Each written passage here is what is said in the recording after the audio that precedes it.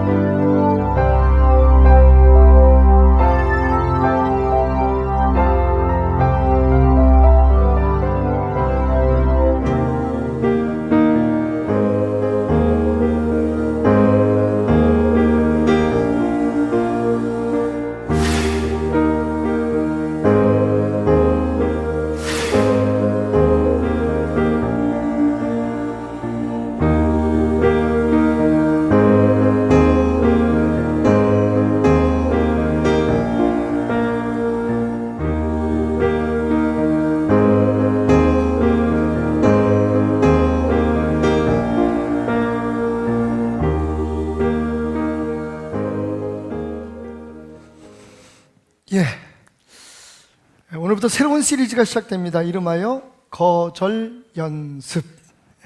자, 이렇게 한번 시작해 볼까요? 옆 사람과 인사를 나누겠습니다. 5만 원만 빌려줘.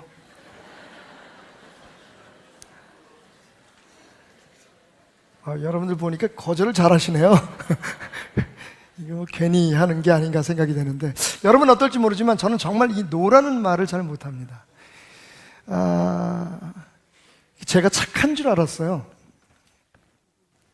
그리고 지금도 다른 사람들한테 얘기할 때도 다른 사람도 저한테는 내가 정말 거절을 잘 못해. 그러면 그렇게들 얘기하죠. 목사님, 마음이 여려서 그래요. 근데 전 정말인 줄 알았습니다.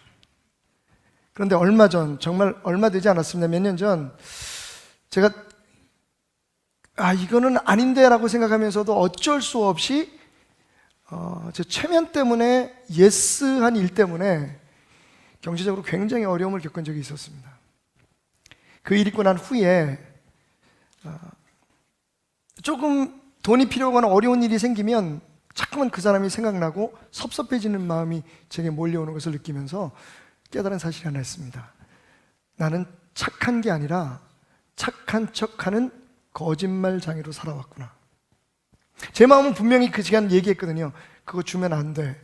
그거 노라고 해야 돼. 근데 저는 예스라고 말했습니다.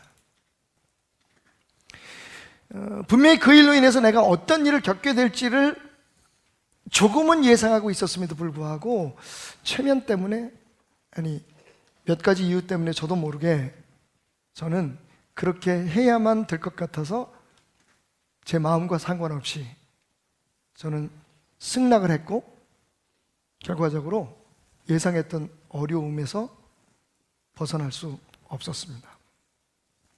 만약 여러분 가운데도 지금 나는 원래 착해서 그래, 나는 원래 마음이 여려서 거절할 줄 몰라 라고 생각하는 이유 때문에 지금껏 누군가를 마음에 품고 그 사람에 대해서 불평하고 투덜거리고 미워하며 살아왔다면 당신은 저와 같은 착한 거짓말장입니다. 여러분, 생각해보면 우리는 교회 다니면서 제일 먼저 배우는 게 순종이에요. 아멘! 훈련까지 시킵니다. 그런데 노 하는 건 훈련해보지 않았잖아요. 오늘 말씀은 분명히 우리에게 얘기하고 있습니다. 맹세하지 마라. 왜 맹세하지 말라고 할까요? 우리가 사람이기 때문에 그렇습니다.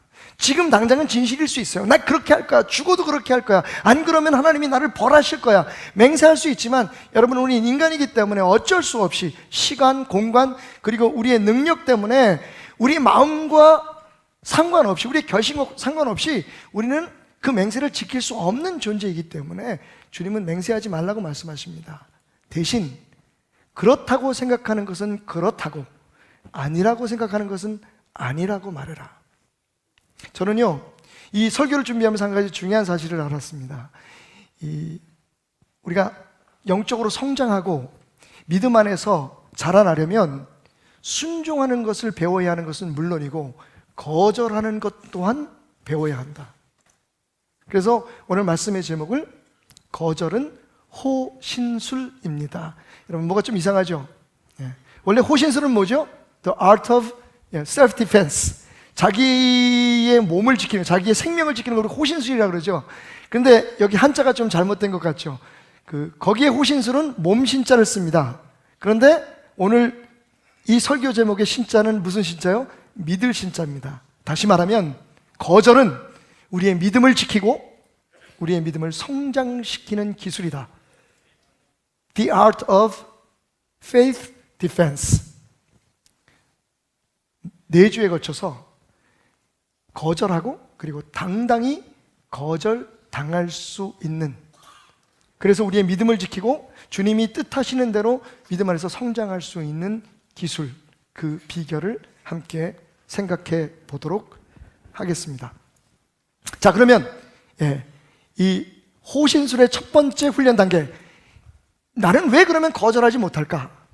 왜 그렇게 쉽게 노라고 하는 말을 하지 못할까? 다시 한번 여러분들에게 양해를 구할 것은, 이번 설교 시리즈는, 특별히 오늘 설교는 제가 느끼고 제가 경험했던 제 삶에 대한, 내가 왜 노하지 못하고, 내가 왜 노해야만 하고, 노를 하는 방법이 뭘까 하는 것에 대해서 제 스스로 정리하고 깨달은 것을 여러분과 나눈다는 말씀을 먼저 드리고 오늘 첫 번째 훈련 단계에 들어가도록 하겠습니다. 첫 번째 훈련 단계는 쉽게 거절하지 못하는 이유. 한 3가지 정도, 많은 이유가 있겠지만 3가지 정도로 생각해 보세요. 첫 번째는 내가 거절하면 내 이미지가 나빠질까 봐 불안한 거죠. 특히 목사인 제 입장에서 누군가 와가지고 뭘 부탁을 하면요, 거절하기가 그렇게 쉽지가 않습니다. 제 마음은 얘기합니다. 나 이것도 감당 못할 텐데. 이러면 나뿐만 아니라 여러분, 교회가 힘들어지는데, 나하고 함께 일하는 사람들이 어려워질 텐데, 우리 교회의 재정에도 다소간 어떤 부족함이 있을 수 있을 텐데, 그런데 저도 모르게 이미 그래야죠, 뭐 교회가 있는 목적이 뭔가요? 제가 목사인 이유가 바로 거기 있습니다. 예, 하십시다. 좋습니다. 하겠습니다라고 대답하고 있는 제 모습을 보게 됩니다. 그런데 이게 정말 교회를 생각하거나 하나님의 영광을 먼저 생각한 게 아니라 사실은 제 이미지를, 제 자신을, 그 사람이, 내가 이걸 거절했을 때 그 사람이 나를 어디 가서 혹시 베델교회 목사 소문만 그렇지 가보니까 이 사람 안 됐어, 이런 부탁도 안 들어주더라니까 라고 얘기하는 것이 두려웠던 것 같았다는 생각이 들었습니다. 여러분도 아마 비슷한 경우일 겁니다. 여러분이 처해 있는 위치에서 노라고 대답하고 거절하는 것, 이건 뭔가 좀 나중에 사람들이 나에 대해서 뒷담화를 하고 나에 대해서 좋지 않은 이야기를 하는 그런 근거를 제공하는 것은 아닐까라고 하는 두려움이 은연중에 있지는 않았는지요.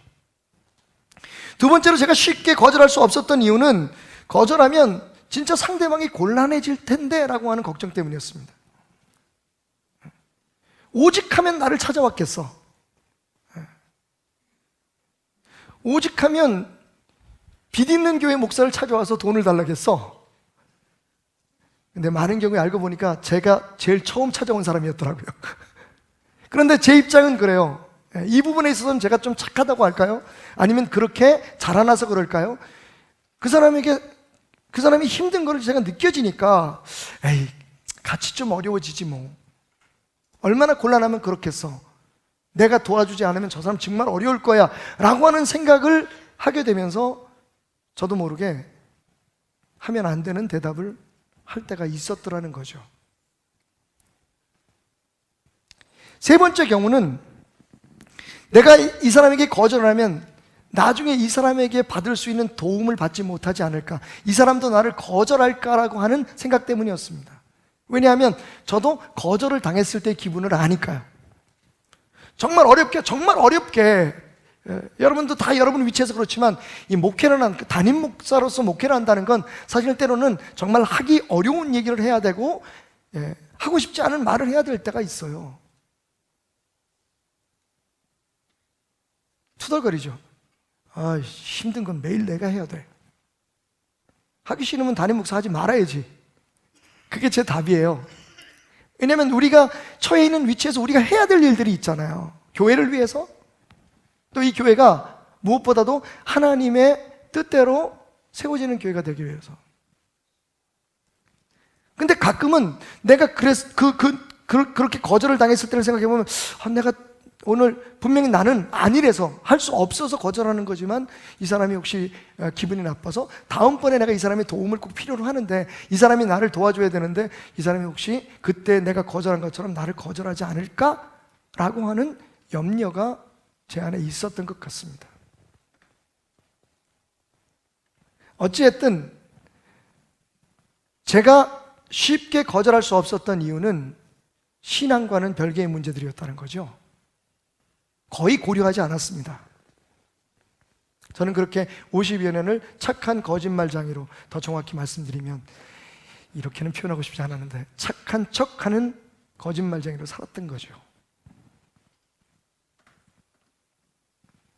자, 제가 그렇게 거절할 수 없는 사람이었다는 사실을 알면서 저는 두 번째 훈련 단계에 접어들게 됩니다. 자, 그렇다면 여태까지는 그냥 내 입장, 내 체면 혹은 여러 가지 상황만 생각하고 내가 거절할 수 없었다면, 그리고 그것이 제 자신뿐만 아니라 제 가족들이나 교회에 어떠한 피해를 가져올 수 있는 일이었었다면 이제는 신앙적으로 한번 답을 찾아보자. 그리고 제가 얻은 결론은 이거였습니다. 나는 거절해도 되는 사람이다. 나는 거절할 수 있는 사람이라는 것을 알게 된 거죠. 거절하면서도 여전히 다른 사람들에게 내가 그렇게 빡빡하고 나쁜 사람이 아니라는 이미지를 줄 수 있는, 그러면서도 내가 거절했다라고 하는 죄책감이나 혹은 그 부담감 때문에 아파하거나 혹은 거절하지 않음으로써 내게 주어지는 평생 따라가는 그 사람에 대한 섭섭함, 궁시렁됨, 이런 짐없이 살아갈 수 있는 사람이라는 것을 알게 되었죠. 세 가지 이유에서였습니다. 이건 여러분과 함께 고백해 봤으면 좋겠습니다. 한번 따라해 봅시다. 내가 기쁘게 해야 할 대상은 단 한 분뿐이다. 내가 기쁘게 해야 될 대상이 단 한 분뿐이라는 사실을 알았습니다. 물론 하나님께서 제게 주신 그런 삶의 현장에서 다른 사람들을 행복하게 해주고 다른 사람들에게 축복을 나눠줘야 할 것은 내 사명인 건 맞습니다. 우리 모두의 사명입니다. 하지만 분명한 건 궁극적으로 우리가 만족시키고 우리가 기쁘게 해드려야 될 분은 주님밖에는 없다는 겁니다. 하나님밖에는 없다는 겁니다. 사도 바울 여러분 잘 아시죠? 얼마나 자존심도 강하고 자기의 비전이 뚜렷했던 사람입니까? 근데 그 사람이 변했어요. 그가 데살로니가에 쓴 편지에 이렇게 말을 합니다. 너희도 알거니와 우리가 아무 때에도 아첨하는 말이나 탐심의 탈을 쓰지 아니한 것을 하나님이 증언하시느니라. 좋은 말로 사람들을 위로해서 보낼 수도 있었고, 내 속의 의도는 감추면서 사람들에게 착한 척할 수 있었다는 겁니다. 그럼에도 불구하고 그는 하나님 앞에서 그럴 수 없었다고 말합니다. 그러면서 아주 중요한 선언을 하죠. 또한 우리는 너희에게든지 다른 이에게서든지 사람에게서는 영광을 구하지 아니하였노라. 여러분, 제가 잊고 있었던 고백이 이거였던 거죠. 사람들을 행복하게 해주고 사람들을 즐겁게 해주고, 때로는 사람들 앞에 인정받는 것이 하나님 앞에도 인정받는 일인가 하는 것을 생각하지 않았다는 겁니다. 그래서 분명히 그게 나와 내 가정에 또 교회에 어떤 어려움을 가져올 것을 예상은 했지만, 아니면 그때는 예상하지 못했을 수도 있지만, 그냥 생각 없이 하나님 앞에 묻지 않고 하나님이 기뻐하시는지를 잠시라도 생각하지 않고 그냥 예, 좋습니다라고 대답했던 겁니다. 여러분 어떠신가요?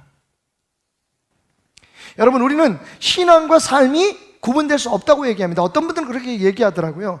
너무 열심히 어디 무슨 회의에 총회장으로 나가시려고 막 애를 쓰시는 분에게 돈도 쓰고 막 그러시더라고요. 그래서 제가 볼 때 별로 좋아 보이진 않아서, 목사님 그렇게 하지 마시죠 라고 아이고, 목사라고 얘기했네. 어쨌든 그랬더니 이분이 뭐라고 말씀하시냐면, 박 목사, 자네가 몰라서 그래. 정치는 신앙이 아니네. 깜짝 놀랐어요. 우리는 성도들에게 뭐라고 얘기하나요? 우리가 함께 모여서 예배드리는 시간만큼 중요한 것은 우리의 삶 속에서 하나님을 예배하는 것이다. 하나님은 어디나 계신다고 말하잖아요. 그런데 그걸 구분할 수 있을까요? 하나님 앞에서의 삶과 하나님이 보지 않으셨으면 좋겠다고 생각하는 삶을 구분할 수 있을까요? 물론 우리가 약하기 때문에, 부족하기 때문에 어쩔 수 없다고 말하지만, 여러분, 어쩔 수 없다는 말이 과연 우리의 신앙에 용납되는 언어인가요?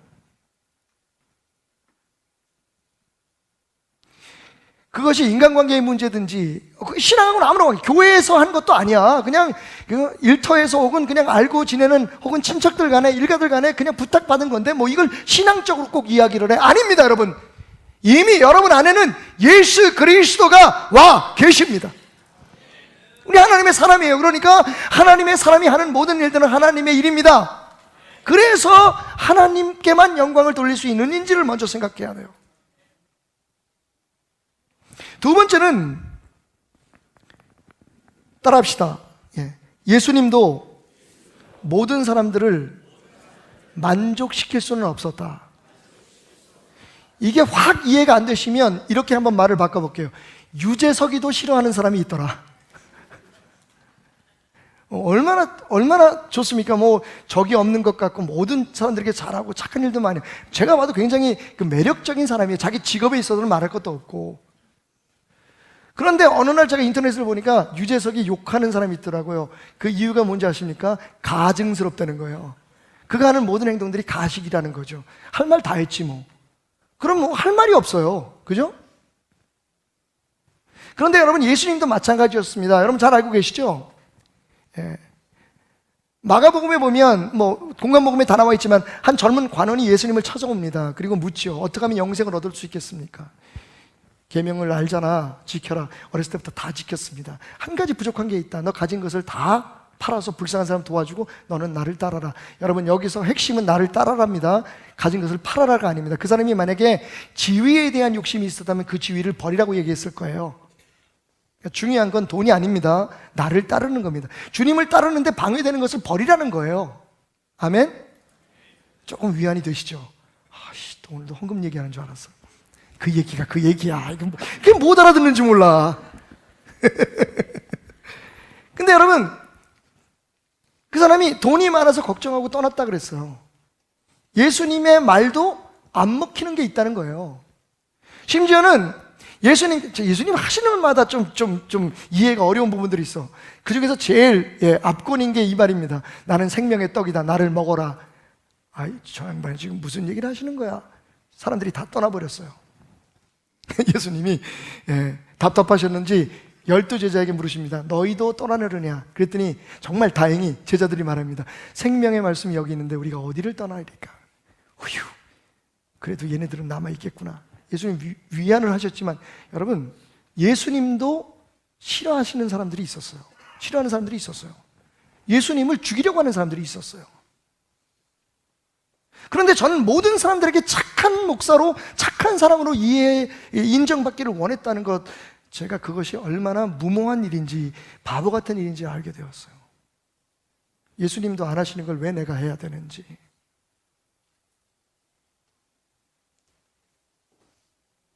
모든 사람들에게 잘 보이려고 했던, 모든 사람들에게 인정받으려고 했던 저의 어리석음이 사실은 많은 문제를 제게 가져오게 됐고, 그것이 제 신앙을 눌러서 더 성장하고 주님을 위해서 더 많은 일을 할 수 있는 그 시간들과 물질들과 저의 역량들을 불평하고 원망하는데, 그 사람들 생각나면 지금도 머리 아파.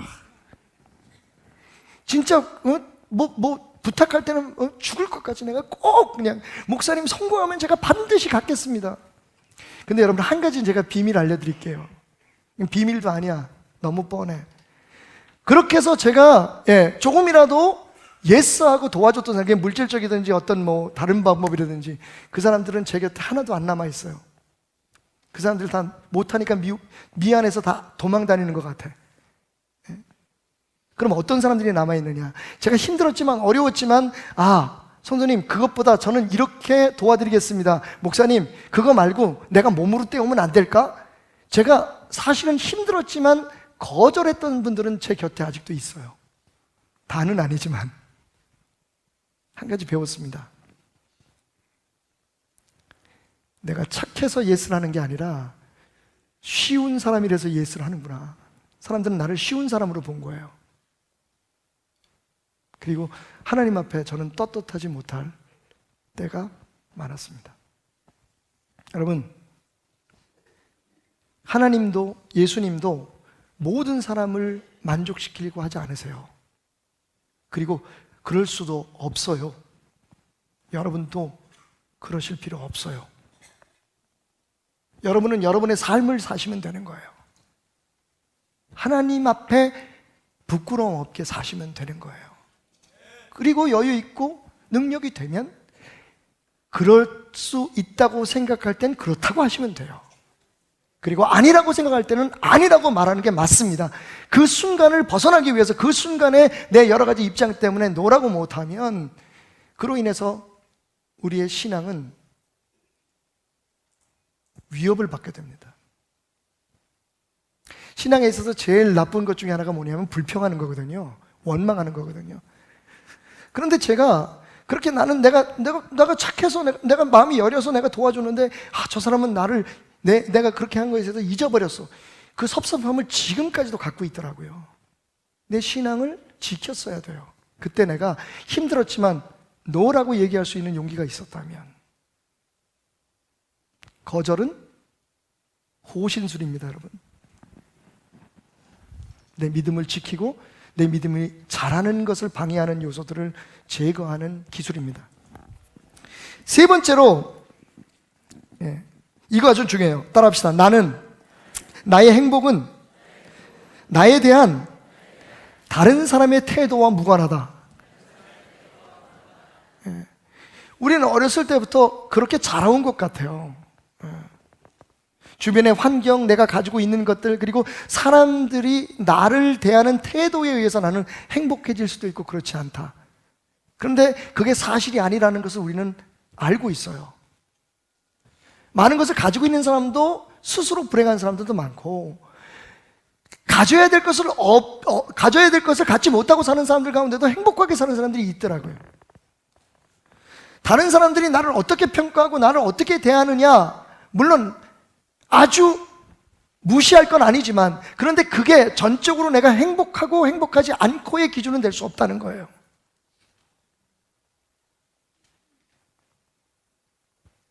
아까 제가 날씨 얘기했죠. 비가 와서 어떤 사람은 짜증을 내고 어떤 사람은 콧노래를 불러요. 진흙개비 속에서 어떤 사람은 불평하고 어떤 사람은 신기하게 바라봅니다. 여러분, 우리는 이 신화에서 벗어나야 돼요. 이 거짓말을 버려야 돼요. 나는 누구 때문에 행복하다, 무엇 때문에 행복하다. 아닙니다. 여러분은 여러분이기 때문에 행복할 수 있는 거예요. 저는 그 사실에 대해서 깊이 생각하지 않았어요. 그러니까 다른 사람들이 나를 좀, 박대란 목사 진짜 목사야. 목사님 그 박 목사한테 가면 안 들어주는 대답이 없어. 저는 그게 칭찬인 줄 알았다니까요. 제가 여태까지 칭찬인 줄 알았던 욕을 많이 듣고 살았어요. 물론 도와줄 수 있으면 얼마나 좋겠습니까? 그렇게 할 수 있으면 얼마나 좋겠습니까? 그런데 문제는 그게 하나님의 뜻이어야죠. 내가 내 자신을 사람들에게 좋은 이미지를 갖게 하기 위해서, 그래서 그것 때문에 내가 편해지기 위해서 하는 일이었다면 다시 한번 생각해 봤어야 하는 거죠. 여러분, 우리가 궁극적으로 만족시켜드려야 될 분은 하나님 한 분밖에 없습니다. 그분 앞에 먼저 묻고 결정하셔야 됩니다. 두 번째로, 모든 사람에게 다 칭찬을 받고 모든 사람에게 다 좋은 사람이라고 대접받지 않아도 됩니다. 그 강박관념에서 벗어나십시오. 세 번째로, 우리가 주변 사람들의 그런 나에 대한 어떤 그런 그 반응이나 태도에 의해서 내가 행복해지고 행복해질 이유가 없다는 겁니다. 지지 않아야 될 이유가 없다는 거예요. 내가 행복하면 행복한 겁니다. 우리는 성경에서, 그리고 우리의 삶의 주변에서 그런 사람들을 너무너무 많이 봐왔습니다. 자, 그렇다면 구체적으로 어떻게 거절할 수 있을까요? 이제 거절하는 방법을 여러분이 배우셔야 됩니다. 어떻게 거절하고서도 관계가 깨어지지 않고 오히려 그 거절함으로 인해서 내 믿음이 지켜지고 하나님 앞에서 내 신앙이 부끄러움 없이 자라날 수 있는 거절 같은 거절을 할 수 있느냐? 성경이 말한 대로 그렇지 않다고 생각하는 것은 그렇지 않다고 어떻게 은혜 가운데 말할 수 있을까? 이 세 가지가 어쩌면 여러분들에게 실질적인 도움이 될 것 같아요. 첫 번째는요, 정확하게 거절하는 겁니다. 애매하게 거절하는 게 문제입니다. 다시 말하면 생각해 보겠습니다. 우리 기독교인들 가운데 제일 어정쩡한 대답이 뭐예요? 기도해 보겠습니다. 진짜 기도해 줄 것 아니면 그렇게 대답하시면 안 돼요. 그리고 이렇게 대답하셔요. 지금 도와드릴 수 없습니다만 제가 기도하겠습니다. 이건 괜찮아요. 근데 기도해 보겠습니다라는 말에는 무슨 뜻이 있어요? 이 사람이 어쩌면 나를 도와주려고 하고 있어. 도와줄 수도 있을지 몰라. 그런 기대를 가지고 있다가 어느 날 갑자기 만났는데, 기도해 보셨어요? 예, 안 됩니다. 여러분, 그 상처는 클 수밖에 없어요. 흔히 우리가 말하는 희망 고문을 하지 말라는 거죠. 아닌 거면 아닌 겁니다. 근데 그걸 정확하게 얘기해 줘야지. 생각해 보겠습니다. 제가 검토해 볼게요. 이러면 그 사람은요, 진짜, 왜냐하면 대부분 부탁을 하거나 제안하는 사람의 입장에서는 간절하잖아요. 그런데 이 사람이 들어줄 것 같이 얘기하다가 시간이 지나고 나서 안 한다 그러면, 이게 이 사람이 날 가지고 노나? 이런 생각 가질 수 있어요. 그러니까, 급하게는 아니지만 정확하게 거절하라는 거예요. 두 번째, 거절할 때 거절하는 이유를 분명히 말해줘야 된다는 겁니다. 정확하게 거절하지만 거절하는 이유가, 지금 저도 돈이 없습니다. 제가 지금 그것을 도와드릴 수 없습니다. 혹시 이렇게 얘기해 보십시오. 죄송해요. 지금 제가 가진 게 없어서 지금 도와드릴 수 없습니다. 하지만 다음번에 제가 도와드릴 수 있을 것 같습니다. 그러면 그 사람은 이렇게 생각할 수 있겠죠. 목사님 진짜 어려우신가 보다. 오히려 저를 이해하게 되죠. 그런데 딱 냉정하게 안 돼, 못해, 나는 그런 거 안 하기로 결심했어, 이래버리면요, 어떻게 되냐면 그것을 거절하는 게 아니라 나를 거절하는 것처럼 느껴져요. 우리 잘 알잖아요. 우리가 경험하는 거예요. 정말 어렵게 부탁을 했는데 그 성도가 그분이 안 돼요 목사님, 나 그거 못해요, 저는요 제 신앙은 그런 신앙 아닙니다, 이렇게 딱 얘기해버리면 완전히 내가 그럼 나는 저 사람만 신앙도 못 가지고 있는 건가? 라고 하는 자괴감에 빠지게 되거든요. 그러니까 내가 거절받는다는 생각을 갖게 하면 안 돼요. 재밌는 일이 하나 있었습니다. 바로 설교를 준비하는데 그저께 전화가 왔어요. CTS 그 작가 중에 한 분이 전화를 하셔가지고, 잘 알고 지내는 작가인데 전화를 하셔가지고, 목사님 중국에서 선교사님 한 분이 오셨는데 어디 묵을 데가 없으시대네요. 여기에 집도 없고. 그래서 목사님 교회에 게스트하우스가 있다 그래서 거기 좀 모시면 안 될까 전화를 드렸습니다. 근데 여러분 알다시피 오늘부터 우리가 3, 4세들을 위한 그 교육을 게스트하우스에서 하잖아요. 그러니까 주일날도 그분이 계셔야 되고 토요일날도 계셔야 되니까 준비되어야 되고 안 될 것 같아요. 그래서 어떻게 했을까요? 죄송합니다. 저희가 게스트하우스가 있긴 있는데 이번 주일부터 거기서 3, 4세 아이들을 하나님 말씀으로 교육하는 장으로 쓰려고 합니다. 그래서 그 선교사님이 오셔도 불편하실 것 같아요. 대신 제가 잘 알고 있는 목사님이 도와주실 수 있을 것 같습니다. 그리고 청라에 있는 세계비전교회 김성현 목사님을 소개해 줬어요. 네. 대안을 제시해 준 거죠. 그랬더니 여러분, 조금 있다가 전화가 왔어요. 목사님 감사합니다. 예. 김성현 목사님이 박태남 목사님 부탁하시니까 제가 들어드려야죠. 그러면서 승낙을 해주셨다는 거예요. 여러분 들으셨죠? 저는 거절했어요. 그런데 오히려 감사하다는 얘기를 들었습니다. 왜 그랬을까요? 그 사람의 문제에 대해서 제가 배려하고 있다는 것, 그 문제를 함께 풀어보자고 하는 생각을 가지고 있다는 것을 그 사람이 느꼈기 때문입니다. 정말 우리 교회는 할 수 없었어요. 제가 뺀 거 아니잖아요. 그죠? 다른 때 같았으면 이렇게 얘기했을지 몰라요. 아, 저희 교회는 어려운데 그러면 이 가까운 데 어때 호텔이라도 잡아볼까요? 내가 꼭 그런 인간이야. 그래 놓고 고민해. 아이, 돈이 이게 며칠이나 있을까? 그러니까 며칠 있냐고 물어보지도 않고 바보같이. 예. 뭐 하루 이틀이면 선교사님이니까 우리 그렇게 할 수 있잖아요. 그죠? 아닌가 보다. 할 수 있어요. 하루 이틀이면 뭐 싼데 좀 편안하게 쉬니까 선교사잖아요. 그죠? 그렇게 할 수 있지만, 근데 문제는 제가 그렇게 만약에 얘기했다면 뭘 미리 얘기 안 했을까요? 며칠이나 지금 물어봤어요. 지금 만약에 여기 한 달 있으면 어떻게 호텔비 한 달을 내가 어이구 주여. 그잖아요. 그죠? 근데 저는 적어도 그분에게 제 최선을 다해서 설명을 했어요. 우리 교회는 이래서 안 되고요. 대신 김성현 목사님한테 부탁해 보십시다. 거기에도 게스트하우스가 있습니다. 그리고 공항에 가까워요. 여러분 많이 이용해 주시기 바랍니다. 네.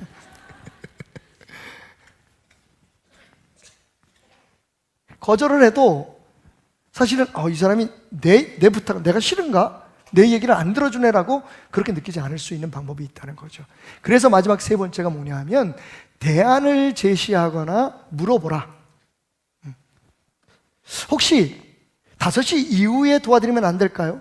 혹시 다음 달에 우리 교회를 개방하면 안 될까요?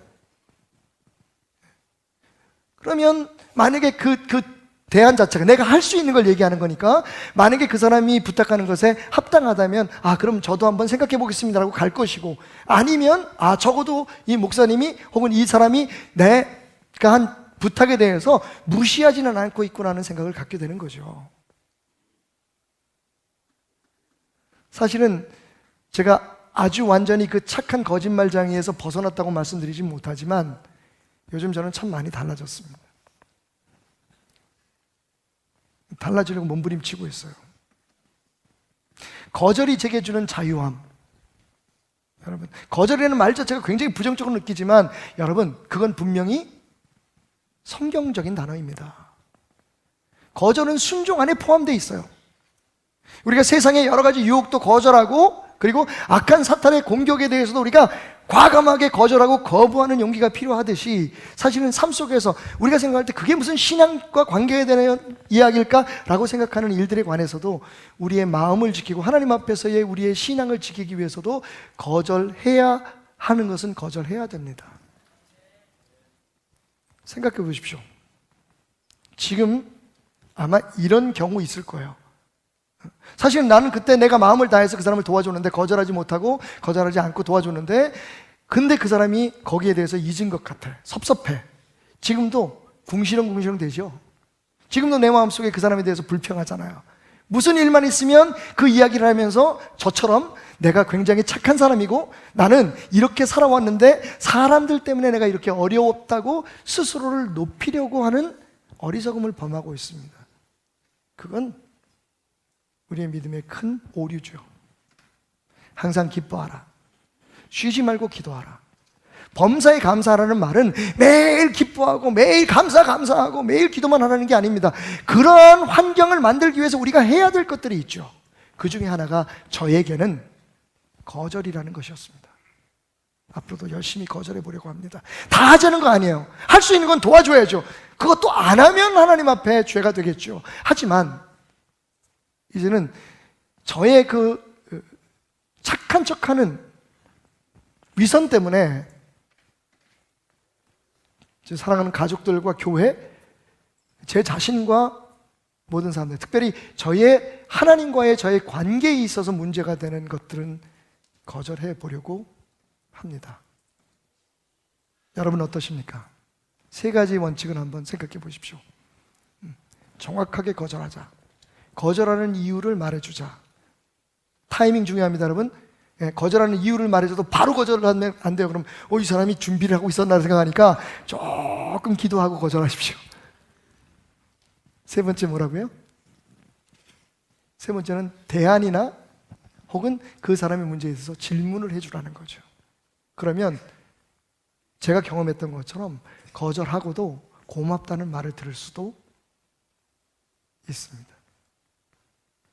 오늘 말씀을 준비하면서 저는 지금 이제 저희와 함께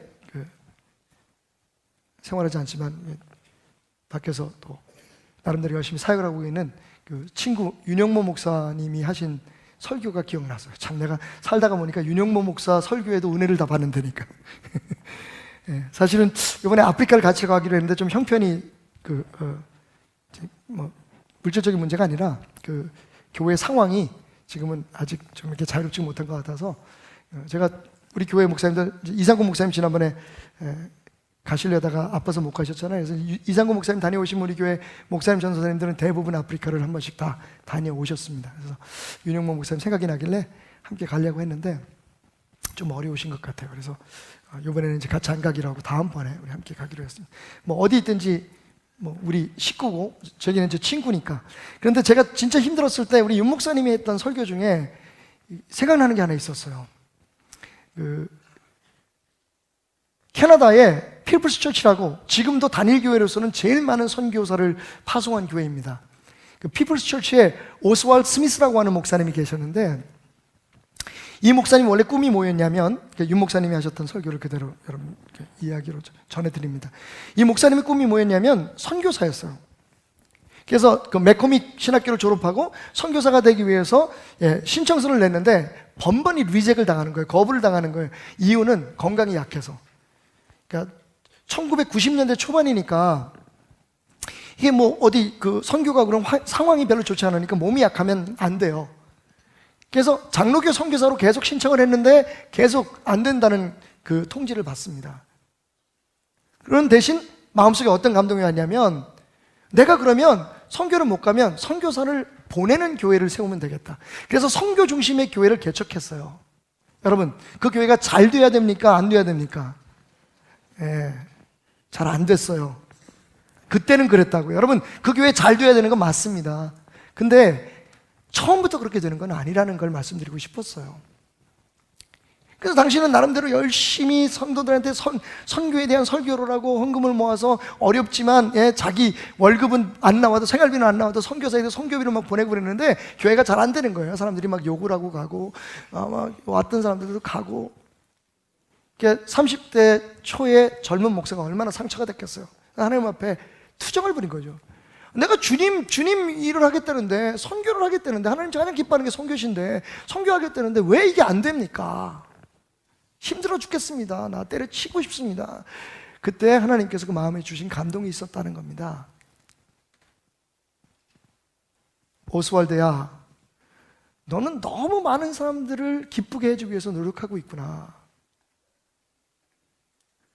네가 목회하는 목적이 뭐니? 이 교회의 의미가 뭐니? 너는 지금부터 나만 기쁘게 하는 사람으로 살아라. 그러면 내가 내 양들은 책임질게. 그들은 내가 주는 은혜로만 행복해질 수 있단다. 그때부터 이 목사님 기도하기 시작했답니다. 내 눈이 주님의 기쁨을 보게 하시고 내 손과 발이 주님의 영광을 위해서만 쓰여지게 하여 주옵소서. 지금은 돌아가시고 그 아들이 교회를 맡고 있는데 여전히 지금도 세계에서 단일 교회로서는 선교사를 제일 많이 파송하는 교회로 쓰임 받고 있습니다. 저도 깨달았어요. 바로 이거다. 아니면 죽겠더라고요. 며칠 전에 만났던 꽤 존경받는 교계에서 꽤 존경받게 크게 사역하시는 목사님이 저 깜짝 놀랐어요. 이런 말씀을 하세요. 박 목사, 나는 장로와 목사가 자살하는 게 죄라는 걸 알면서도 왜 스스로 목숨을 끊으려고 생각하는지를 알게 됐어. 그동안 내가 겪었던 고통이 너무 컸단다. 어르신으로서 그렇게 깜짝 놀랐어요. 제가 솔직히 저는 제가 스스로 죽고 싶은 때는 없었어요. 근데 죽을 것 같을 때는 솔직히 있었어요. 그런데 모든 면에서 제가 볼 때는 별 부러울 거 없게 목회를 잘하시고 존경받는 그분이 입으로 그렇게 말씀을 하시는데 충격이 될 수밖에 없었어요. 도대체 뭐가 저분을 저렇게 힘들게 했을까? 감히 어르신이라서 제가 말씀 못 드렸는데 저를 돌아봤어요. 그래, 맞아. 내가 하는 일, 사람들에 대해서 내가 내 마음을 쏟으면 정말 죽고 싶은 일을 만날 수밖에 없을 거야. 하나님께로만 내 마음을 돌리자. 하나님을 기쁘게 하는 것이 내 삶의 최고의 목표임을 다시 한번 다짐하자. 사랑하는 여러분, 거절도 은혜입니다. 거절해야 될 때 거절하지 못하면 우리의 믿음은 불평과 원망이라고 하는 가시덤불 속에 덮이고 맙니다. 그러면서 아무리 내가 착하다고, 내가 너무 선해서 그랬다고 이야기해봤자 여러분, 그건 하나님 앞에 손해입니다. 거절은 내 믿음을 지키는 호신술입니다. 그래야 내 믿음이 주님 안에서 성장할 수 있고, 내 물질과 내 시간과 내가 당당히 하나님 앞에서 지켜낸 나의 재능과 나의 능력을 통해서, 은사를 통해서 하나님의 일을 하실 수 있는 겁니다. 내가 우유부단함과 스스로 착한 척하는 연약함 때문에 내가 이렇게 하면 사람들 앞에 선한 사람으로 보여지겠지, 은연중에 내가 품고 있는 그 약함 때문에 거절하지 못한다면 하나님이 쓰시기를 원하는 물질이 다른 곳에 쓰여질 수 있고, 하나님이 원하시는 시간이 다른 사람에게 낭비될 수 있다는 것, 그리고 그 사람들은 고마움조차도 모를 수도 있다는 것. 오늘 거절 연습 첫 시간을 맞추면서 여러분들에게 꼭 드리고 싶은 말씀입니다.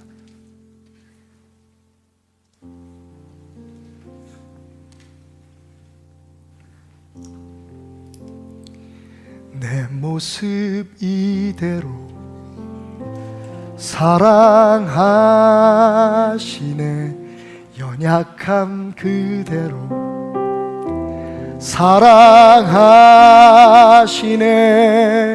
나의 모든 발걸음 주가 아시나니, 날 인도하소서. 내 모습 이대로, 내 모습 이대로 사랑하시네, 연약함 그대로. 그렇습니다. 주님 사랑하시네, 나의 모든 발걸음 주가 아시나니, 날 인도하소서. 주의 날개 아래 거하는 곳, 주의 임재 안에 거하는 곳, 나의 가장 큰 소망, 나의 가장 큰 은혜, 주와 함께 동행하는 일. 주의 날개 아래, 주여 우리를 품는 날개 아래 거하는 것, 주의 임재 안에 내가 머물기 원합니다. 주의 안에 거하는 것, 나의 부족함 안에서 주님의 길에서 주님의 공급하신 능력과 그 은혜로 나의 가장 큰 은혜, 주와 함께 동행하리. 나의 가장 큰 소망, 나의 가장 큰 은혜, 그것은 주와 함께 동행하느니.